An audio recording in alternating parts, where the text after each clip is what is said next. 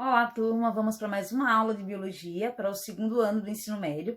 Agora vamos usar o nosso módulo 3 do livro, ok? Nas nossas últimas aulas, a gente veio falando sobre os animais, né? Peixes, anfíbios, répteis, aves, mamíferos. Concluímos já o nosso módulo 2. Agora eu peço que vocês peguem o módulo 3, o livro 3 de vocês, para a gente dar continuidade agora. Porém, assim, vendo um pouquinho agora sobre o corpo humano. Vamos estudar um pouquinho agora sobre os sistemas. Eu peço que vocês acompanhem o livro para fazer algumas marcações importantes, ok? Vamos começar falando aqui sobre nutrição, ok? Vamos lá. Vamos entender o que seria nutrição. Aqui a gente tem a imagem, né, do processo de amamentação. É uma característica marcante do grupo dos mamíferos. Então, o processo de amamentar é extremamente importante, pois a criança vai começar a receber os primeiros nutrientes, vai fazer com que o sistema digestório comece a funcionar. Além de receber os principais nutrientes, gorduras, proteínas, a criança também vai receber grande quantidade de anticorpos. Então, o primeiro processo de amamentação, chamado de colostro, é o primeiro contato que a criança vai ter com o leite materno, extremamente importante. Por isso que o ato de amamentar é muito importante. Então, falando de nutrição, vamos entender aqui um pouquinho, vou fazer a leitura desse trecho, para a gente ter esse primeiro contato agora com o assunto. Esse trecho eu retirei lá do livro de vocês, por isso que localizem lá, para vocês passarem o marca-texto, que é importante, ok? Vamos lá. É a assimilação dos nutrientes presentes nos alimentos. Isso que é nutrição. Então, se eu como um pão, eu vou retirar desse pão algo que foi interessante para o meu corpo. Mas nem sempre o nosso corpo absorve só o que é interessante para ele. No momento, talvez aquilo nem seja, mas ele absorve e estoca e armazena. Como, por exemplo, a gordura, ok? Vamos lá. Assim, por meio da nutrição, o organismo obtém as matérias e energia necessária para realizar suas inúmeras atividades. Então, é a partir do alimento que as células vão retirar isso aí para fazer inúmeras reações químicas. Entre elas, produção de ATP, produção de enzimas. Então, a gente precisa ter uma alimentação muito variada para que nosso corpo tenha todos esses nutrientes, ok? Quando a gente fala de nutrientes, a gente está falando lá dos carboidratos, dos lipídios, das vitaminas, dos sais minerais e... acho que eu esqueci de algum. Vamos lá. Carboidratos, proteínas, lipídios, vitaminas e sais minerais. Eu havia esquecido de vitaminas, né? A gente precisa ter essa diversidade de nutrientes, claro, todos em quantidades adequadas. O excesso de qualquer um desses nutrientes vai acarretar vários problemas aí de saúde, ok? Vamos continuar falando um pouquinho sobre nutrição. Aqui está a imagem do sistema digestório humano. Eu vou sair um pouquinho da frente, que aí focaliza só lá a imagem para vocês, ok? Para a gente observar melhor.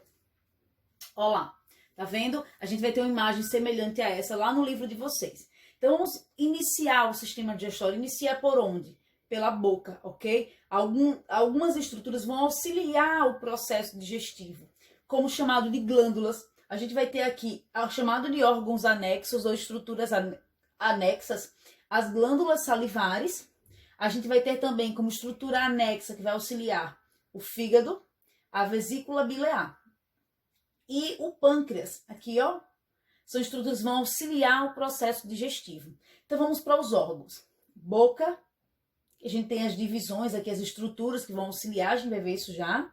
Faringe, que é comum tanto ao sistema respiratório como digestório. Esôfago, que é esse tubo mais prolongado. O estômago, o intestino delgado, que é esse, e em verdinho aqui, o intestino grosso.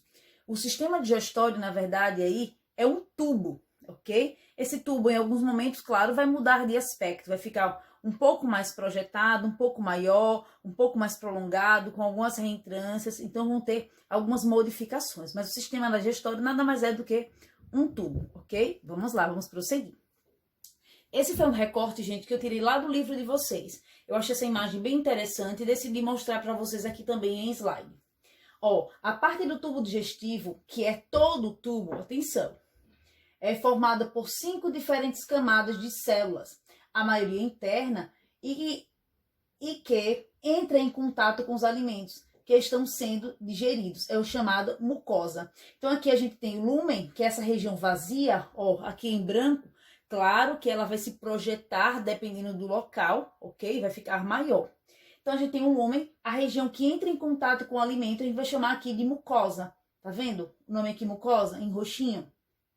Abaixo dela encontra-se a submucosa e em seguida por camadas musculares internas, camadas musculares externas. A serosa formada por revestimento externo da parede. Então são essas camadas que vão revestir o tubo digestório, ok? Vamos prosseguir. Esse assunto é bem tranquilo, eu acredito que vocês estejam lembrando lá do 8º ano, né? Claro que a gente vai ver algumas palavras mais específicas agora que estão no ensino médio, mas é muito tranquilo, muito gostoso estudar o sistema digestório. Ele vai ser dividido em 2 partes, nessa aula é a primeira parte, ok? Vamos lá. Vamos falar agora um pouquinho sobre os movimentos peristálticos. Né? O que vai acontecer em nosso corpo são diferentes formas de digestão. A gente tem a digestão química e a digestão mecânica. Aqui é um exemplo de digestão mecânica, ok? Na qual ocorre o movimento peristáltico. Então, o que seria o movimento peristáltico? É o processo no qual o alimento ele é empurrado por um movimento muscular, que vai acontecer lá a partir daqueles tecidos. Então, eles vão se modificando, apertando, e assim vai empurrando o alimento. E aqui eu tenho uma demonstração, ó. Aqui seria o bolo alimentar. Então, logo depois que a gente começa a mastigar esse alimento e deglute, eu não vou chamar ele mais de alimento, eu vou chamar ele agora de bolo alimentar. Então, do processo da boca e esôfago, o alimento é chamado de bolo alimentar, não esqueçam. Então, ó, a gente tem a região do esôfago, vai acontecendo essa constrição, tá vendo? Esse movimento de apertar, e o alimento assim vai se deslocando por todo o tubo digestório. Esse movimento peristáltico vai acontecer no intestino, vai acontecer no estômago. Então, quando vocês sentem, por exemplo, aquelas cólicas de dores de barriga, é porque o movimento peristáltico está um pouco mais intenso, ok? Vamos lá, vamos prosseguir. Etapas da nutrição. A primeira etapa da nutrição é o quê? Ingestão. Ingerir alimento, ok? São 3 etapas. São 4 etapas, perdão. Vamos ver agora a ingestão. A gente vai ter digestão e assim por diante. Vamos lá. Digestão envolve processos mecânicos e químicos. Esses processos químicos com auxílio das enzimas, ok? Que ocorrem ao longo do tubo digestório, mais especificamente na boca, no estômago e no intestino delgado. É onde vão acontecer essas variações entre digestões químicas e digestões mecânicas, ok? Vamos lá. Vou sair um pouquinho da frente para vocês observarem um pouquinho melhor. Vamos falar agora sobre a boca. O que a gente tem de importante aí na boca? A gente tem as glândulas salivares, que são estruturas que vão auxiliar no processo digestivo. Fazendo o quê? Produzindo a saliva. Em média, a gente produz 1,5 litro de saliva por dia. Isso vai variar muito em relação a quê? A quando a gente sente o cheiro de uma comida gostosa, quando a gente pensa naquela comida gostosa, a gente vai produzir mais saliva. Quando quando estamos nos alimentando, porque a função da saliva aí é auxiliar no processo de diluição do alimento e auxiliar também na deglutição, na absorção do sabor, tudo isso com auxílio da saliva. Então, quando estamos nos alimentando, a produção de saliva é maior. Porém, quando a gente toma um susto, a produção de saliva é diminuída. Isso é controlado por nosso sistema nervoso, ok, gente? Então, até sentir o cheiro, a gente saliva. Esse dito popular não é por acaso. Ó, então temos pares de glândulas. Aqui a gente tem, ó, a parótida, que fica aqui na região da mandíbula. Embaixo da língua, assim, mais no finalzinho, ó, a gente tem a sublingual e a submaxilar, perdão, e a sublingual que tá aqui. Lembra, tá sempre secretando aí a saliva. Então, na boca é onde se inicia o processo de digestão com auxílio da saliva. Aqui na saliva a gente vai ter a reação química. Mecânica é qual, professora? No processo de mastigação. Então, quando a gente mastiga, tá acontecendo a digestão mecânica. Quando eu tenho a ação das enzimas, a digestão é química. Vamos lá. As principais enzimas que vão agir lá na saliva, vão agir nos alimentos, é a amilase salivar, ou também chamado de ptialina. Ela vai digerir o carboidrato e vai transformar ela em moléculas mais simples, como glicose, por exemplo, ok? Isso vai acontecer na boca. Logo depois aqui a gente tem a ação mecânica dos dentes. Como eu falei, a digestão mecânica. A função dos dentes é mastigar, triturar, rasgar o alimento. Cada dente vai ter sua função. E formação do bolo alimentar. Lembra que eu disse para vocês? A partir de agora é chamado de bolo alimentar. Vamos então agora ver o nosso próximo processo. Agora a gente vai falar um pouquinho da faringe, ok? Falamos da boca, a faringe é um órgão que tá aqui, ó. Ele é bem pequenininho. Vamos lá, eu vou sair um pouquinho da frente para vocês visualizarem melhor. Ó, aqui é um processo de deglutição, tá vendo? Esse gifzinho que eu coloquei para vocês. Essa deglutição aqui, ó, é onde o alimento sai da região da boca e entra na região do sistema digestório. Aqui na frente, ó, a gente tem a traqueia. Aqui é a parte do sistema respiratório. Aqui a gente tem bem claro, ó, a parte respiratória, que se liga também à faringe, ó, a língua, e aqui a parte digestória. Então, a faringe é um órgão tanto do sistema respiratório quanto do sistema digestório, ok? Não esqueçam disso aí, essa ligação. E a gente tem essa alavanca aqui, ó, bem interessante, chamada de epiglote. Todas as vezes que a gente deglute, a nossa epiglote, ela fecha o nosso sistema respiratório para que o alimento não entre no sistema digestório. E quando isso acontece, quando acontece algo de entrar até saliva, entrar no sistema respiratório, o que é que vai acontecer com o mecanismo de defesa? A gente vai tossir, né? Que é para tentar tirar esse objeto ou esse alimento, o que seja. Então, ó, o mecanismo, tá vendo? Ó, deglutiu, a alavanquinha vai fechar lá o sistema respiratório. Essa alavanquinha aí é chamada de epiglote. Vamos continuar. Vamos falar um pouquinho agora sobre o esôfago. O esôfago é esse tubo aqui, ó, onde vai acontecer o movimento peristáltico, que eu coloquei aqui um gifzinho para vocês visualizarem melhor. Ó lá. É o processo de encaminhar o alimento pelo tubo digestório. É o movimento muscular que acontece, ok? Bem simples também falar lá do esôfago. Vamos prosseguir. Vamos falar um pouquinho agora sobre o estômago. Atenção lá em relação ao estômago.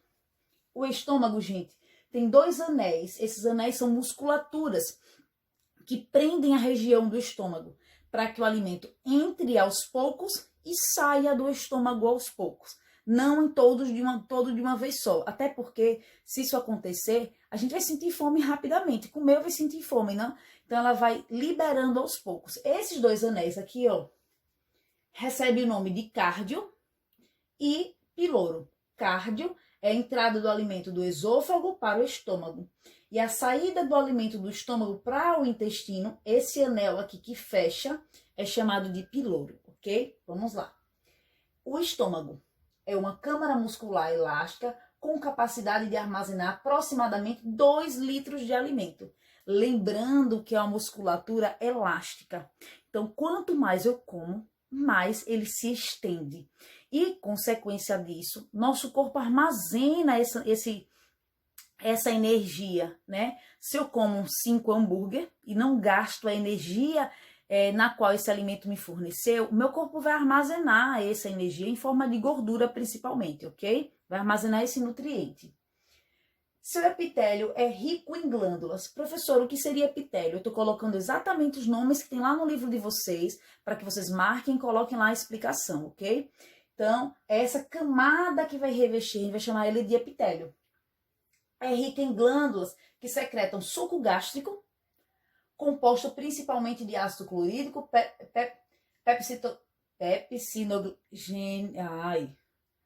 pepsinogênio e pepsina. Quase não saiu o nome, mas saiu. Vamos lá. Ó, agora vamos falar um pouquinho dos processos de reações químicas que vai acontecer aqui no estômago. A partir de agora, o alimento não é mais chamado de bolo alimentar, ok? Quando ele sai do esôfago e entra no estômago, vai acontecer diversas reações químicas, principalmente por conta do suco gástrico, e ele passa a ser chamado de quimo. Esse bolo alimentar que agora é quimo, ele fica com aspecto esbranquiçado. Por isso esse nome. Vai acontecer diversas reações químicas. Lembrando que as reações, a digestão mecânica também acontece. Vai acontecer os movimentos peristálticos no estômago para auxiliar na mistura do alimento, ok? Vamos lá. Estômago e digestão. Lembrando que ele não vai ser chamado mais de bolo alimentar, né? O movimento peristáltico é uma digestão mecânica e vai acontecer agora a ação do suco gástrico. O que a gente vai ter lá no suco gástrico? Isso aqui é o que tem lá no livro de vocês, é o recorte, ok? O ácido clorídrico, mais o muco, que vai envolver a parede do estômago. A função desse muco aí é proteger o estômago contra a ação do próprio suco gástrico. E a gente tem aqui a presença de enzimas. O que eu tenho lá no ácido clorídrico, que seriam as enzimas? A principal enzima presente lá no suco gástrico é a pepsina. A função da pepsina é quebrar as ligações das proteínas e transformar em aminoácidos. Então perceba que em cada região do nosso sistema digestório tem uma finalidade de digerir algo. A mastigação vai quebrar o alimento em tamanhos menores, digestão mecânica. Movimentos peristálticos vai auxiliar, levar o alimento ou misturar o alimento. E as enzimas na boca, a amilase vai quebrar carboidrato. E agora a pepsina vai quebrar agora as ligações entre as proteínas e transformar elas em aminoácidos. É assim que nosso corpo vai absorver. As nossas células vão absorver essas unidades menores, ok? Por isso a importância da digestão. Quando isso não acontece, nossas células não conseguem absorver. Então aqui é somente a representação gráfica das reações químicas que acontecem. A pepsina vai quebrar as proteínas e vai transformar elas em oligopeptídeos, que são unidades menores, ok? Vamos lá. Aqui agora eu tenho uma atividade para vocês responderem do módulo 3 do nosso livro. Eu não vou prosseguir com todo o sistema digestório para não ficar muito longo para vocês. Então, esse primeiro contato com o módulo 3, vamos iniciar o sistema digestório. Tem uma atividade do livro lá na página 6, então atenção. Módulo 3, página 6. Responde a página 6. Próxima aula vamos retomar com o sistema digestório e dar continuidade ao nosso próximo assunto, que é sistema respiratório, viu? Espero que vocês estejam gostando dessas aulas agora, né? Falando um pouquinho de corpo humano, para quem gosta. Um cheiro para todos. Espero ver vocês, né? Todos em breve, para fazermos nossas aulas presenciais, eu poder interagir ainda mais com vocês, né? Tirar dúvidas, falar curiosidades. Um cheiro para todos e até a próxima aula.